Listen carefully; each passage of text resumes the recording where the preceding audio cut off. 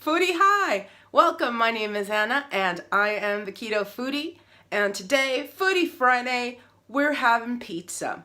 But this time, we're doing it with fathead dough. No, we're not. We're actually doing it with a coconut flour version of a fathead dough.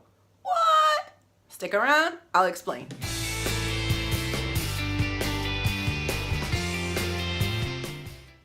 Right, apologies for the look.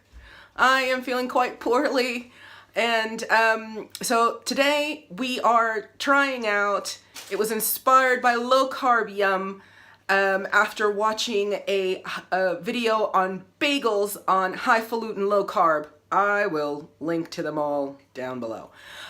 So I decided, you know what, because we were in the mood for pizza, I said, why don't we try this version, because the fathead version is a bit too cheesy. It's not necessarily what I wanted.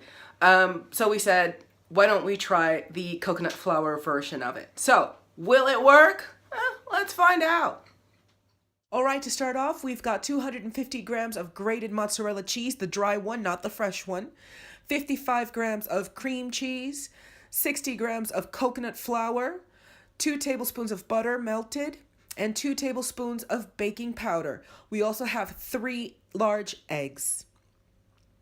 First thing that you want to do is make sure that you sift the coconut flour and the baking powder.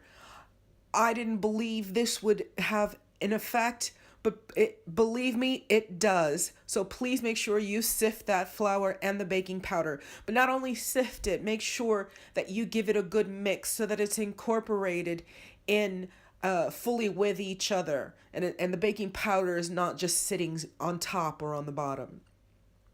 Once you're done giving it a mix, what you want to do is start off with your cheeses. So take your grated mozzarella cheese and your cream cheese, and what you're going to do is pop it in the microwave for all of 1 minute. 60 seconds later, once you're done, give it a mix. You'll see that it started to melt, but not completely, but give it a good mix, and then pop it back into the microwave for another minute.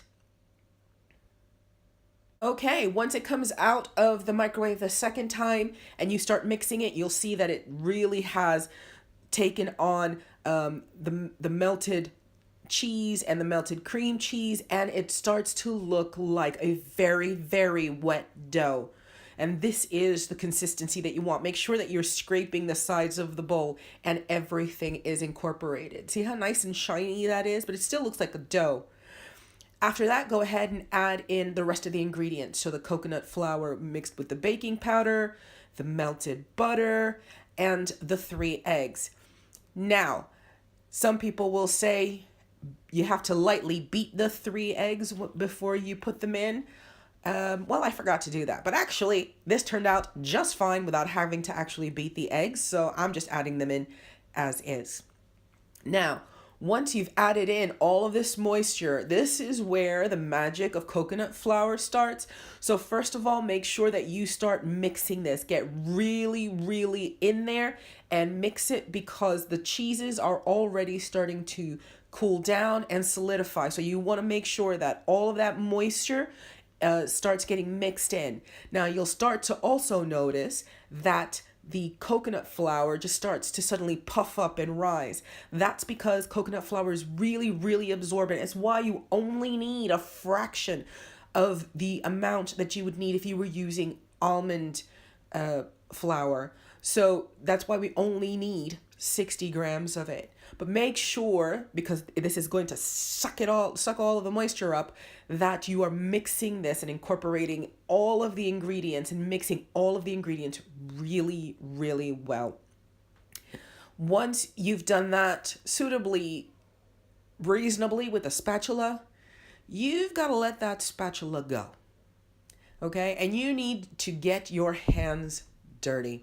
So put the spatula aside and start kneading this dough with your hands. Now, the wonderful thing about this one is that because the coconut flour sucks in all of the moisture and it dries it out. It is nowhere near as sticky as regular fathead dough. Regular fathead dough can be downright disastrous and you're gonna need constant oiling of the hands. No, not this one. So just knead it, push it, fold it, plop it, knead it, push it, fold it, just until it gets to the consistency of a nice ball of dough that you can work with. Look at how nice and neat it looks. Oh, I'll tell you what, I was so excited to get this result off of this because I thought this was not going to be pretty, just like regular fathead dough.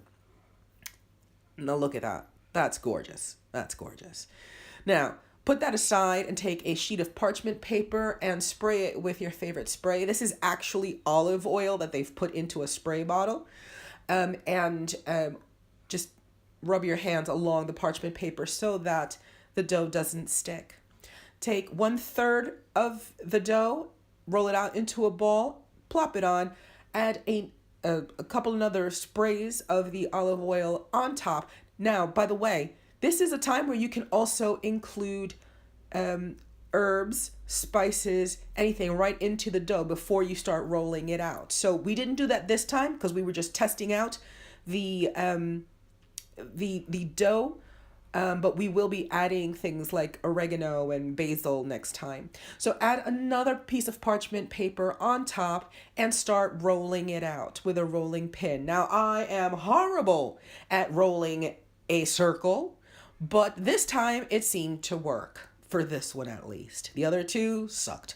Now, while you're rolling these out, you want to make sure that you're preheating your oven to 180 degrees if you have a fan oven. If you don't have a fan oven, you want to have it at 200 degrees. Now, this is Celsius. I don't know what Fahrenheit is. Don't ask me. Go convert it. And once you're done rolling it out, take off the top parchment paper and put it onto a baking tray. 10 minutes later, it comes out looking like this. The edges are starting to brown. Now you can add the toppings on for the pizza. Basically, at this point, I added some passata, about 1.5 tablespoons. I added the toppings I wanted. Well, actually, we all had the same toppings. We had some mushrooms in there, which we sliced up. We had some broccoli in as well. Don't forget, you can also add in any herbs into the passata or whatever toppings you want. So I had mushrooms, I had broccoli. We also had slices of spicy chorizo there, and pieces of grilled chicken, which I've also added to it. Apparently, I'm adding it really slowly according to this video, but trust me, I'm adding it. Oh, look, there they are. Ta-da! Chicken. Right. Once you've added your toppings, once you've added the cheese that goes on the top, then you want to get it into the oven for another 10 to 14 minutes.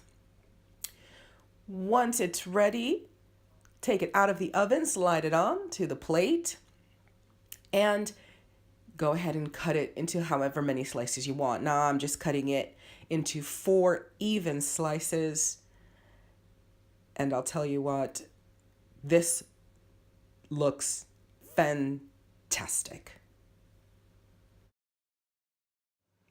Okay, while I'm waiting for my husband to come back down and hold the camera, I just heard him go back upstairs and say to our daughter that it's easily his favorite, and she's just like, it's nice. So 2 votes so far. I haven't even tried this. This is the first time we're going at this. Woo, willy nilly. So give me a second, babe. Stay right there. Yeah. Okay. So he's busy chewing. So if you're hearing anything, that's him chewing. Right. So that's what it looks like. And right, let's have a taste, because like I said, it's first time.